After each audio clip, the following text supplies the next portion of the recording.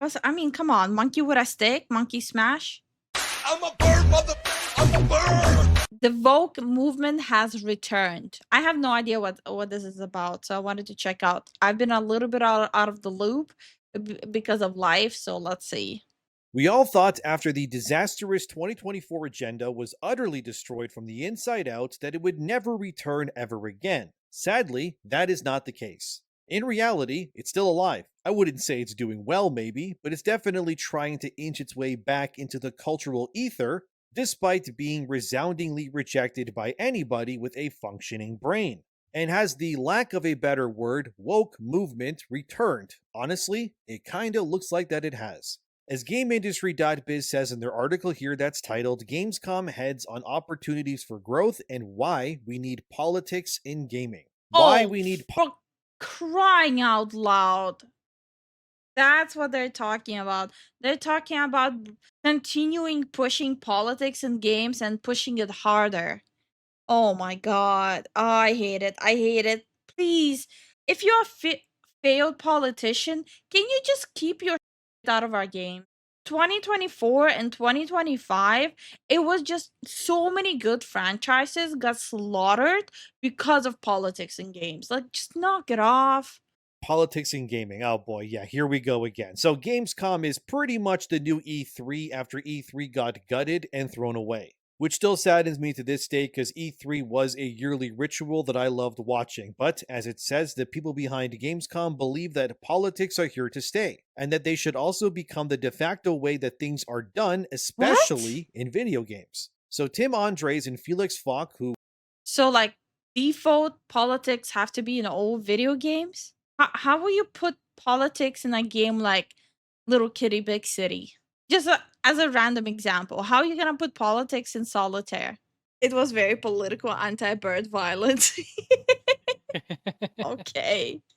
run Gamescom were interviewed in this article where they say, as seen here, that Gamescom specifically highlighted 3 games on purpose during their main event specifically because they were about democracy and political elements. As they say here, they believe games are a good way of strengthening democracy. This is coded Huh? for games should be used to leverage and push political talking points instead.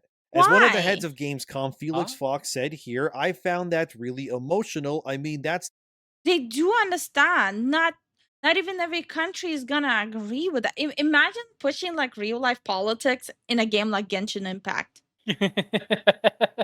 or like anti game. Bro, get out of here. the beauty of our industry. He adds, in which so many people are positively trying to make the world a little better with games. Rather than shying away from putting politics in video games, he's pleased to see games get more political. Of course, someone who's steeped in nonsensical ideology is now happy to see more ideology getting pushed. It's really the last thing we need right now. Video games have been getting decimated by political talking points for the past few years and then some. And when you couple that with predatory pricing, terrible optimization, Yep. and stuff like Nintendo keycards, we already have And enough. for some reason, when they're infusing like the new age ones, when they're infusing politics in it, they always make it like overly preachy. Like they have to preach it at you, like how you are bad and how you should be better. Low hanging fruit, but look at Dustborn. All the preaching they did there, like, oh, you have to scream at people to get your way. Oh, the only way anyone like the only way you achieve something is gonna be being like a complete dick towards them. On our plates without having to deal with some game telling us that Yahtzees are bad again. Or this ideology is terrible because I don't agree with it for the 50th time. Felix, by the way, comes from German government, as he states here as I highlighted. Felix also believes that every game is political no matter what, which I disagree with. Plenty of games are actually not political. Is Mario Kart political? What about That's a wild like example because yes, Mario Kart is very political. So like the shells they throw at the opponent, that's a political innuendo when Trump was talking about Hillary Clinton, how she is canoodling with the Russians. That's a direct comparison. Bowser kidnaps Peach, a foreign ruler. Yeah, exactly. I cannot wait to get my political info from the next Sonic game. Ninja Gaiden. What's political about cooking mama? The reality is that political Yo, wait. nonsense only becomes a time Cooking mama? Obviously, it's showing that the privileged always have ingredients while the lower class does not have ingredients this fresh. Shut It's up. signifying the Alright, let me stop. Shut up. talking point or main component of a game because the people behind it can't help themselves. As Felix declares here, we are the most influential art form at the moment. We are the heart of pop culture. And this gives us a responsibility as an industry as well to be political in a way. And even if we tried not to be, we still express beliefs. And we are influential on millions and billions of people worldwide. Big yikes that this is the guy that's running Gamescom, by the way, if you ask me. And this Oh. Felix dude believes that it's his moral responsibility to influence and To be fair, I even skipped Gamescom. The only thing we did on stream is just watch the trailers because I didn't want to watch Gamescom. I'm gonna be honest, I was curious about the games after like the Xbox event, and like I don't want to watch any more shitty skits. I'm good. Wait, Vinny just said I remember they stopped the show to talk about fascism in the middle. What? Gamescom, like I said, I skipped Gamescom. I only watched the trailers. And if that was at Gamescom, I'm super happy I skipped the show. push political agenda nonsense onto billions because he believes that it's his moral duty as someone who runs an event for video games and not a, I don't know, a show where Like, war games make sense because most war games, most, not all of them, most, they are based on actual history that happened. They make sense. Or like the strategy games, they make sense. But even like the strategy games, have you seen the latest ones? How they're like bending the truth and changing their genders and stuff like that? I would say like those are one of the two genres that it makes sense. But please keep it out of most of the games. Trump and whatever can show up or something. But do you notice how nowhere in anything said does Felix or that other guy say that Gamescom is just about showing off amazing games and allowing developers to bring their works to the world? It's just politics, democracy, influence, and power. These people come off as the types of dudes who, if they have pets, they would unironically tell you that their dog is vegan by choice. And we all know that the dog That scared the bejesus out of me. is not the one who wants to be that way, but these types of people just need to force their opinions down everyone's throats like this if they can. But the thing that annoys me the most is that these guys should know that this stuff has not worked. In fact, it's been disastrous. Big AAA releases Concord. have completely imploded thanks to I this. completely forgot about Concord. Same. Spider-Man 2 was a mess. Fans hated the story and its characters. It led to one of the only times where Insomniac Games had Yeah, but like Spider-Man insulted a whole language as well. actual layoffs at their studio. Imagine that, Insomniac of all people getting hit with layoffs, and coincidentally, it's when they decided to make a politically charged video game. Or, of course, Nice. Dragon Age Veilguard. I don't even need to explain that one because Yep. everyone knows what I'll say, but that too proved that nobody wanted this slop. For example, in Australia right now, anyone who buys literally anything from this giant list of stuff that's like over 1,000 things from Amazon over there is now going to be given Dragon Age Veilguard along with their purchase for free. Not games, by the way. Oh, That is depressing. Oh my god. Are they able to say I'm good? Like, no thanks, keep it? Way. It's like anything there. You could probably buy diapers for your kid or like a book, and they're just going to give you a Veilguard, obviously, because they have a God. surplus of inventory and they just need to get rid of it. That's why no one is buying it. And to add injury to insult, is seen here from Tech for Gamers. A writer on Veilguard is going to be working at Bethesda as a senior quest designer. No one knows yet which game at Bethesda, but immediately your brain is probably thinking Elder Scrolls 6. I can't Yep. confirm that yet myself, but as Tech for Gamers says here, Well, the reason why a lot of people are thinking that she's working on Elder Scrolls 6 is only because all the other games that Bethesda was working on under Microsoft was shut down. So there's only two options. It's either Fallout or Elder Scroll. There's no other options. And there is no new Fallout incoming.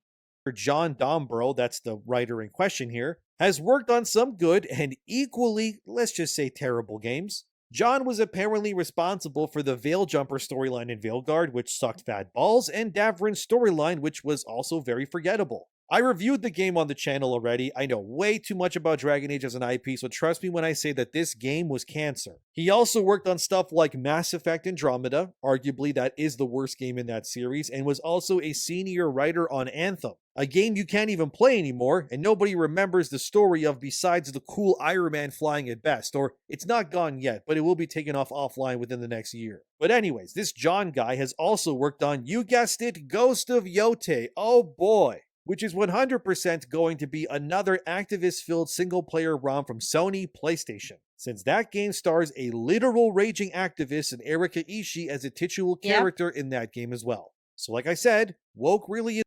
Okay, hot take. I think even with the female protagonist, a lot of people would have been fine if it wouldn't have been that VA.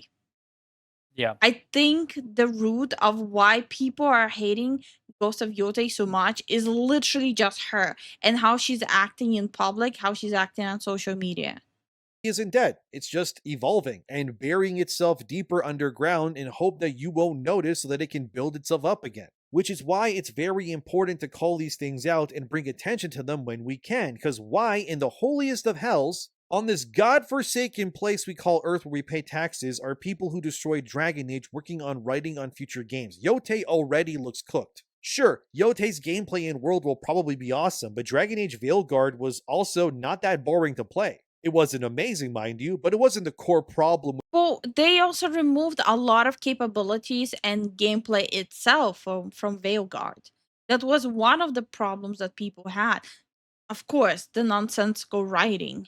Yeah. With that game. It always comes down to the same thing, the writing and how these people all flock like seagulls in formation from one sinking ship to another. They just eat what they can feverishly, injecting as much slop as they can before everything crashes beneath the waves so they can sustain themselves until the next disaster. And by the way, if you enjoy the content, please like the video, leave a comment, and subscribe to keep up to date. Thank you, but it does come to a point though where you need to ask yourself, like, what's the end goal here? Maybe what Felix Falk of Gamescom said is the point, that politics belong in games. And all these people that are all like-minded believe that everything does need to push their slop at any cost. But realistically, what are these people going to do once every game is eventually ruined by... I mean, frame drops, though. Wasn't that the showcase video? Oh yeah, it was. Yeah. by their touch? It will just leave the industry in like terrible shape. I mean, sure, thankfully we got some studios out here like CI Games making Lords of the Fallen 2 who have openly rejected any and all forms of activism in their games. Oh my god, Lords of the Fallen 2, we saw the trailer. I am so excited. I never heard of Lord of the Fallen up until just a couple of months ago. I played the first one. Freaking insane of a game. Then they dropped that trailer with the woman with like the freaking hand wings. Oh my god, I'm obsessed. It's so dark and gritty, but at the same time just so intricate and detailed. Holy hell, I'm excited about Lords of the Fallen 2. I think it's gonna be better than the first one. Western industry is still seeped and marinated in this ideological goo to this day. These people don't care if their games don't sell. It's not about money after all. It's about sending a message, as one guy once said in a movie. And let's say that this John guy is working on Elder Scrolls. Is that game just going to be a more expensive cooked version of Veilguard then? Honestly, probably yes. I mean, there's a reminder, right? Bethesda showed their updated design philosophy and quest design with Starfield, a game that was seeped in nonsensical woke stupidity already.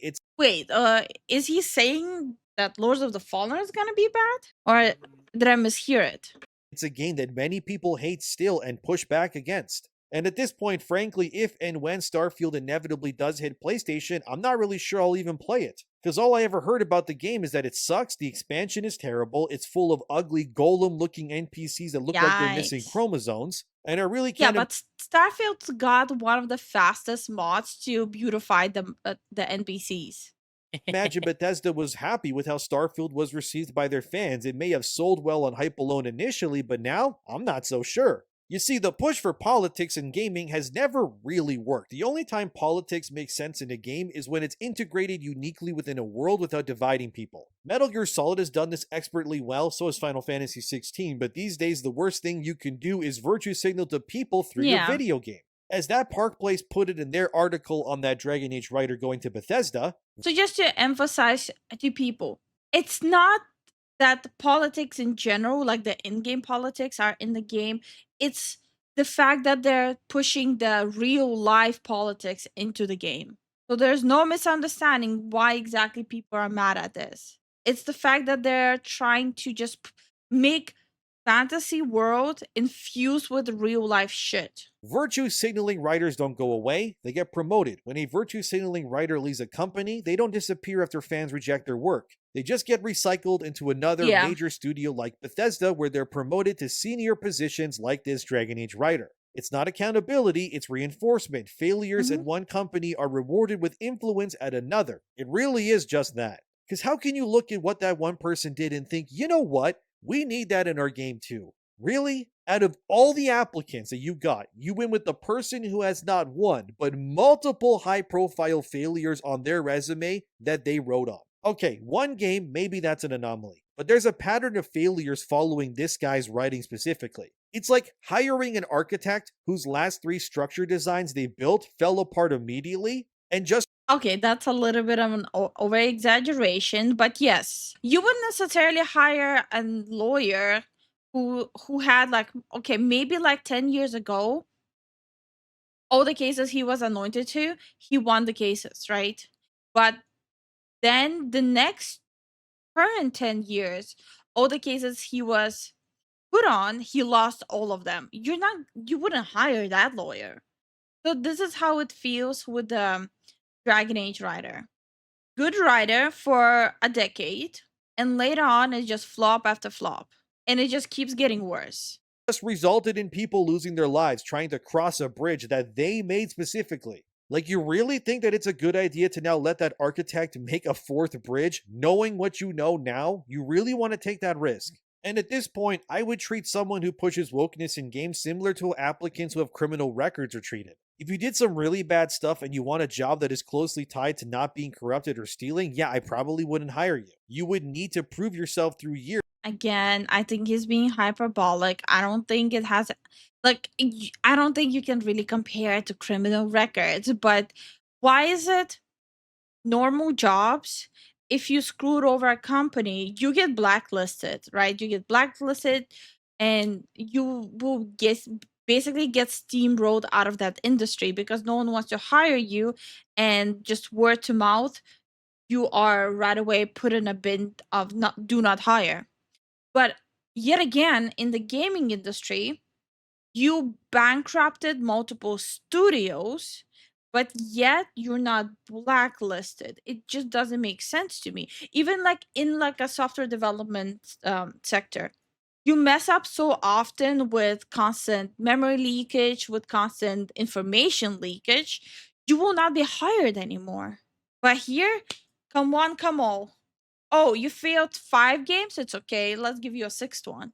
That what you used to be is not who you are anymore before you would get a job there. Like, this guy killed multiple games, and Bethesda looked at him and went, "Yup, seems fine to me." So if Elder Scrolls 6 or Elder Scrolls Online or whatever this guy is working on turns out to be awful, can't say I didn't tell you so. As Park Place puts it here, players want freedom, immersion, and timeless fantasy, not quests written to lecture them. And unfortunately, that mantra hasn't been expelled yet from the industry, and looks like we're just going to keep getting that regardless. Circling back to Gamescom and that Felix Falk guy, he believes is seen here that politics are a strong thing to push, not just in games, but outside of it too. And that Gamescom has had No. talks with people like Yves Guillemot, that's the CEO of Ubisoft, and Sarah Bond, who's the current president of Xbox. Notice how the two Oh names my used for god. executives in this section are people whose games have been failing spectacularly due to political Yep. nonsense. Ubisoft, I mean, come on, Assassin's Creed and more, they've cooked their series with ideology already. The ideology Like, how do you insult a whole country and cause a whole continent stand up for that country? A continent that doesn't even get along with its neighbors. And even they stood up for that country. Ubisoft is like genuinely a historic failure. Like, I don't understand what is their issue. Why are they pushing this so hard? Why do we need politics, real life politics, in all of the media always surrounding us? What's gonna happen to people who are always surrounded by it? They're gonna be brain damaged blue sky users. Like, at some point, it will take a toll on you, to a point where you're gonna constantly have brain worms and brain rot. Sasuke becoming the best samurai in Japan after only being in the country for 10 months in the game. And Xbox, in case you don't know, is a huge DEI publisher and even has mandatory diversity, equity, and inclusion officers tied to every single game they develop from the get-go these days. So it doesn't fill me with confidence when Gamescom's founders say, yeah, we got support to push politics from the very same people who also push politics. Wow, imagine that. Who could have seen that one coming? And then you got other stupid articles from also Game Industry Database, like this one where they're trying to paint the censorship of video games and the whole payment processor squarely. Let me read. Let me read. A return to the culture wars opinion. Twitter fights over game censorship feel like ancient history, but conservatives have never considered the matter settled, and attacks on sexual or LGBTQ plus themed games are the opening move for of a broader litigation. All my homies hate censorship. I kid you not. Literally, the Vogue and the anti-Vogue hate censorship. Specific people who are applauding it. People who either had failed parents or are the failed parents. I'm sorry to put it that blunt, but yeah, if you need a whole world to cradle your pointless ass who doesn't even know how parental control works, you're a failed parent. Do not agree and hate what she and Collective Shout have been trying to do lately. As everyone probably knows by now, I'm not a liberal at all, and I don't agree with Collective Shout either, but to paint everyone as some yes men of their censorship is a big stretch, but again, this is games journalism. You're either going to agree with everything they say or they hate you, is what you can distill many of these articles down to, although it is funny. That same article says that conservative culture warriors, that's their words, not mine, are to blame for the censorship of video games. Dear Rob Fahey of GameIndustry.biz that wrote this, you're a dummy, my guy. Remind me again who was trying to remove sexy mods from games and banning people who talked against it. Was it Oh, you saw the hand caress? That's Lord of the Fallen. You see? You see, I'm not crazy. You see, hands for days. Hands for days, my guy. They're bringing the whole like, she's sexy, but at the same time, the more you look at her, she's like uncanny. She's very handy. the culture warriors, as you put it, or, oh yeah, right, no, they were actually defending that freedom of speech, weren't they? But you know who wasn't? Your side of the argument. Your own people are the reason why censorship is so rampant. And it's through stupid political articles like this one that you wrote that And she's a dummy mommy. I mean, come on. Game of the year right here. But jokes aside, no, I'm very excited. Like, all jokes aside. allows that slope to become slippery in the first place. If your kind, I mean journalists, actually cared about the integrity of video games and freedom of expression that you so deeply claim to say is important in your own article, you too would have been on the side of those conservative culture warriors you claim that are the bad guys. But the difference is that you're mad that a bunch of YouTubers, Twitch streamers, and Twitter accounts can do better journalism than you can, and they don't even need the degree or time spent. Again, the reason why the YouTubers are able to cover games better than the journalists, because journalists get paid to promote a game. Gamers, well, specific content creators, their whole identity and their whole career is based on being honest with it. Not all of them. There are exceptions. There are shills. There are people who get paid off who content, but majority of them, if they sell out, they lose their whole audience and they lose their income. Yep. So this is why the people who do content, they're better at telling you which game is good and which one isn't. Like you did to get the job done. And if it was up to people like you, the industry would be steeped in Veilguards and Starfield still, games completely void of saying anything besides gender nonsense and man bad, woman good storylines. You can't sit there thinking that you're on a morally higher superiority when you aren't. Your own people paved the literal runway for people like Collective Shout to call for further censorship. This is your fault. And until you realize that and come to terms with it, your big empty head that rings when the wind hits it will continue to make whooshing noises every time you go outside to see the real world that does not agree with you whatsoever. Like, look at what this dummy says. Games were repeatedly confirmed to be protected speech in the United States and came to be generally accepted as a creative medium deserving of free expression in most other Western jurisdictions. Yeah, that was until people like yourself infiltrated the industry and became the thought police writing hit pieces Yeah. and docking game scores because it has white male. It's always worth bringing up what the Western gaming journalists were trying to do to game science. For people who don't know, Black Myth Wukong, what they were trying to pull off. The biggest of the smear campaigns I have ever seen in a gaming industry. If there are bigger ones that happen, please let me know. But Jesus Christ, the amount of fiction they created just to squish down the game was pathetic and miserable. I'm glad that they succeeded. And I'm gonna be honest, because they tried to the whole smear campaign on them, they got even more popular. And now we have a new installment of Black Myth incoming. So in that retrospect, thank you for being dumbasses, and we get a good series now. Male protagonists or talking points that you guys don't like. Remember when journalists like this guy gave Black Myth There Wukong you a go. 6 out of 10 because it lacked inclusivity and diversity? A game where you play a monkey fighting toads and rats. Is there even a brain in these journalist skulls? Or are they as empty No, you can even go deeper with that. They had women. They had a monkey who can transform into anything the hell he wants. Like, how much more you want? On top of that, it's an Eastern country telling an Eastern lore, a lore that a lot of people in the Eastern countries still believe in and will continue believing in. How brain dead, insensitive, and stupid do you have to be? Because I mean, come on, monkey with a stick, monkey smash. as their morals? Remember when journalists like John Ryan of IGN got mad and offended that Days Gone has a white male protagonist with a white sounding name? Where he says this in his preview of the demo of Days Gone years I do apologize for the notification. Apparently, Windows decided that right now, like right this second, I need to update my Windows. Like right this second. What? years back, I'll admit that I initially rolled my eyes at yet another gruff white male protagonist in a grim world, especially one with such a gruff white male protagonisty name as Deacon St. John. Remember when journalists got butthurt because Far Cry 5 didn't slam Trump enough despite it being set in What? America with a religious themed villain? And journalists everywhere cried that the game wasn't This just reminds me of the whole debate that's happening on Twitter. So, uh, the guy posted a video burning the American flag while saying that he is showcasing freedom of speech, but he does love America. Is it freedom of speech burning the flag, but you underline that you do love your country?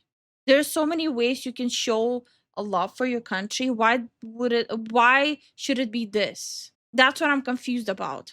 And I know our audience is mostly US. Maybe you guys can explain that to me.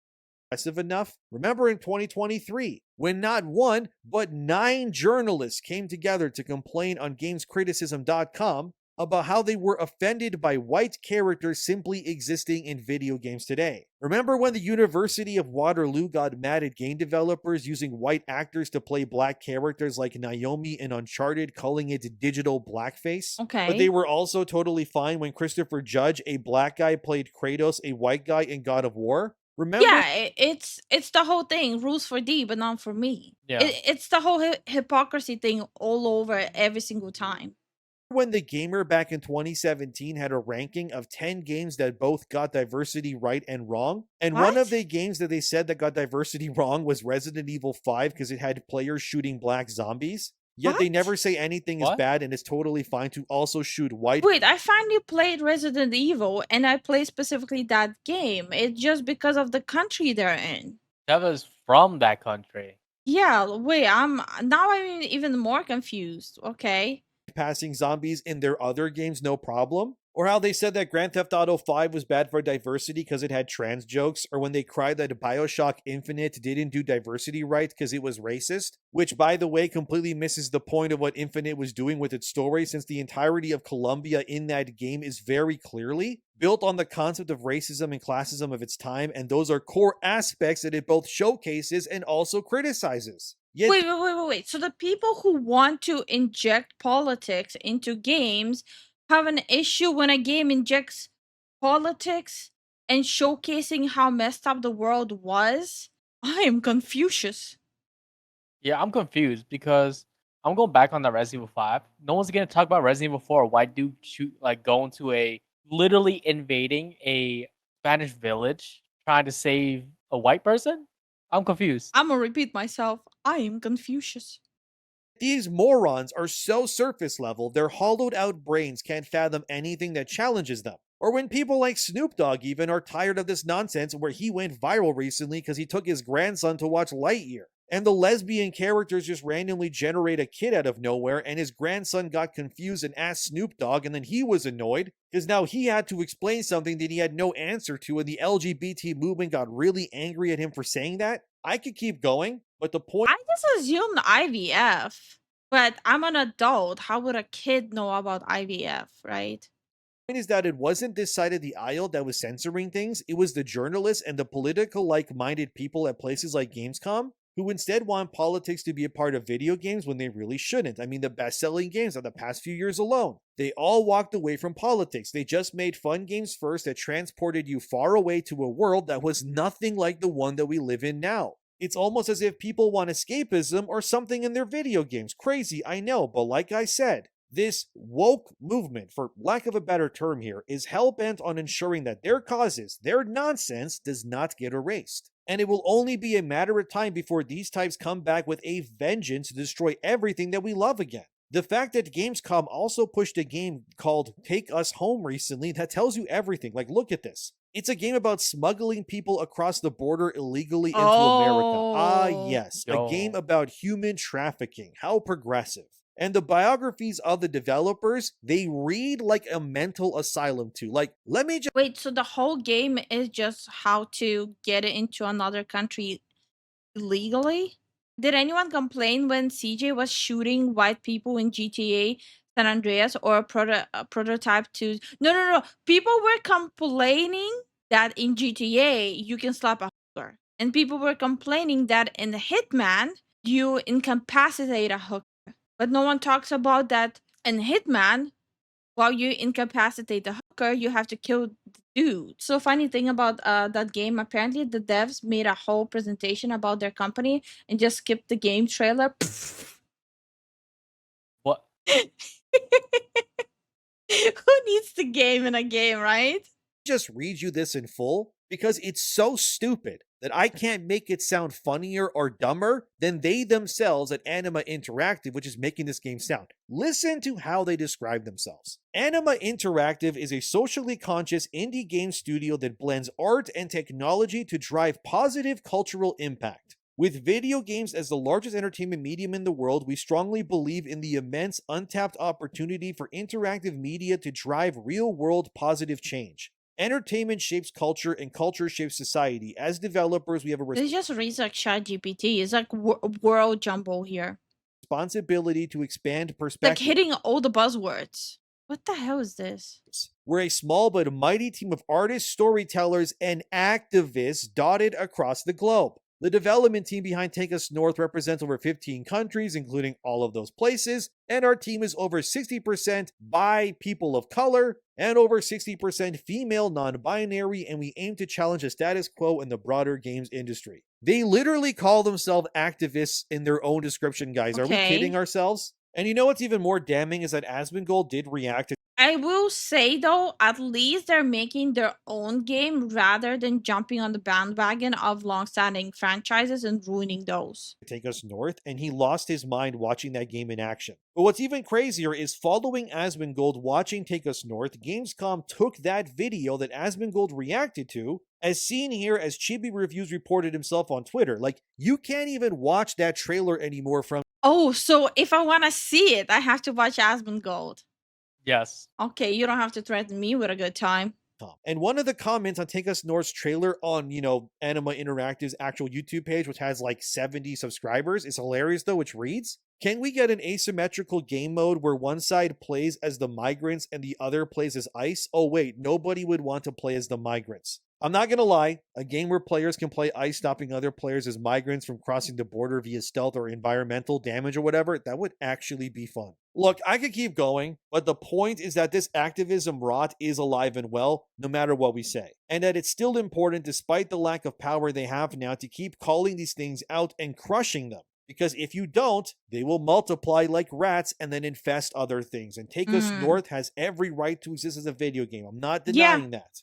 As does GameIndustry.biz having some. Like I said, at least they made their own game rather than jumping on a long-standing franchise and infusing it with their own activism and politics. So I do think every game has the right to exist. Whether other people play it is a different thing. But at the Yeah. least we're going in the right direction of them doing their own games. Terrible journalists doing their jobs, I guess. But it does not protect them from criticism, and they can cry all they want. It doesn't change the fact. This slop is dead, no one wants it, and it just simply exists now so people like me on the internet can laugh at it with all of you. So you know what? They should keep making indie slop simulators like Take Us North, because we all need a good laugh every now and again. But what do you think? Is this nonsense still a problem? Is it coming back? Let me know in the comments. As always, thank you for watching, subscribe, and I'll see you soon. Okay, I would disagree with some things he says, but or no, it's a pretty straight up video. He's definitely more with like the more extreme outlooks on everything that's happening in the video game industry. But at least we have videos out there like this that are underlining the hypocrisy that's happening in the gaming industry. I think it's important that we continue the conversation of everything that's happening. More of the story, don't get your moral standards from social media. It changes on a whim. Yeah, literally. Yeah, yeah. Fly high. Check it. Spread my wings high, reach the sky. Feathers in the wind, never asking why. I'm a bird, motherfucker, I'm a bird. Soaring high, yeah, that's the word. Flying free like you never heard.